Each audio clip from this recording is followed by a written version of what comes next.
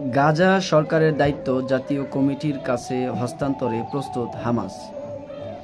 এ নিয়ে বিস্তারিত জানাবো আজকের সর্বশেষ আপডেট সংবাদ।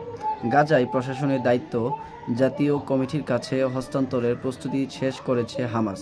আজ সোমবার হামাসের মুখপাত্র হাজেম কাসেম এ খবর দিয়েছেন।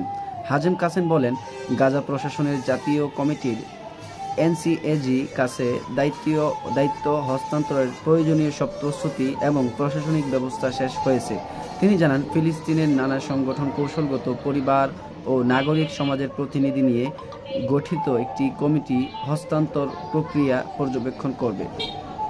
হামাসের এ মুখপাত্র বলেন, কমিটির কাজে আপনারা সবাই সহযোগিতা করবেন, যাতে 2 বছর ধরে চলা ইসরায়েলের সংঘাতযোগ্য পরবর্তী পুনরুদ্ধার প্রক্রিয়া শুরু করা যায়। যুক্তরাষ্ট্রের মধ্যস্থতায় হওয়া হামাস ইসরায়েলের যুদ্ধবিরতি চুক্তির আওতায় ফিলিস্তিনের নানা খাতে বিশেষজ্ঞ 15 ব্যক্তিকে নিয়ে এনসিএজি গঠন করা হয়েছে।